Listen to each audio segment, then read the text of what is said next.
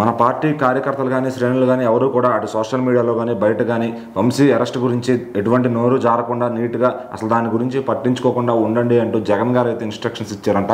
అసలు దేనికి అంటే మరి తన పార్టీ సభ్యుడే కదా, అది ఒక ఎమ్మెల్యే క్యాండిడేట్, మరి అతని పైన అరెస్ట్ జరిగితే ఎందుకు స్పందించొద్దని చెప్తున్నారు. సో మొత్తానికైతే వల్లభనేని వంశీని పటమాట పోలీసులు మాత్రం హైదరాబాద్లో అరెస్ట్ చేసి తర్వాత విజయవాడకి అయితే తరలించడం జరిగింది.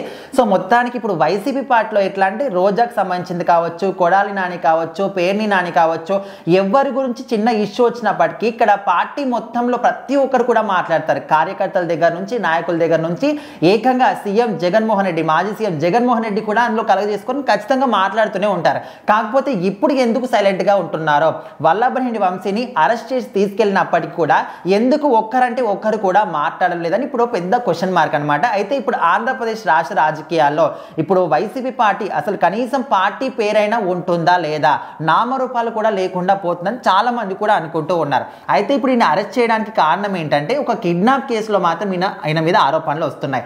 గన్నవరం టీడీపీ ఆఫీస్లో కంప్యూటర్ ఆపరేటర్గా పనిచేస్తున్నటువంటి సత్యవర్ధన్ అనే ఒక వ్యక్తికి సంబంధించి ఆయన కిడ్నాప్ చేస్తారనే ఒక ఆరోపణ ఈయన మీద ఉంది.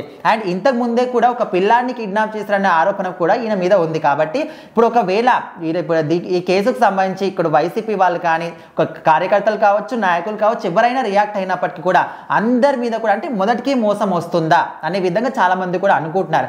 అండ్ ఇక్కడ జగన్మోహన్ రెడ్డి కూడా వీళ్ళకి ఒక ఇంటిమేషన్ ఇచ్చినట్టు తెలుస్తుంది.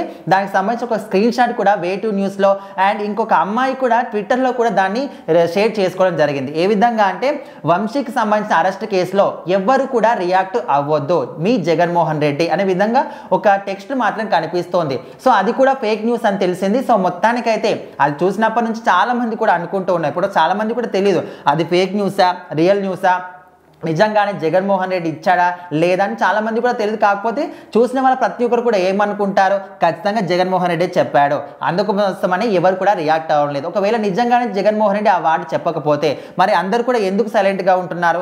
ఎప్పుడు వాళ్ళకి సంబంధించిన ఏ ప్రాబ్లం వచ్చినప్పటికీ కూడా అందరూ కూడా రియాక్ట్ అవుతూనే ఉంటారు. మరి ఇప్పుడు పార్టీలో ఉన్నటువంటి ఒక ముఖ్యమైన వ్యక్తిని అరెస్ట్ చేసినప్పుడు ఎందుకు రియాక్ట్ అవ్వలేదు ఒక పెద్ద అనుమానంగా చాలా మంది కూడా డౌట్గా వ్యక్తం చేస్తూ ఉన్నారు. సో మరి దీనికి సంబంధించి నిజంగానే జగన్మోహన్ రెడ్డి అందరూ కూడా ఆదేశాలు జారీ చేశాడా అంటే ఇంకా ముందుగానే తెలియాల్సి ఉంది. సో మొత్తానికైతే ఆ కిడ్నాప్ కేసులో నిజంగానే మరి ఇక్కడ వంశీని అరెస్ట్ ఆయన కిడ్నాప్ చేయించాడా లేదని తొందరలోనే తెలుస్తుంది.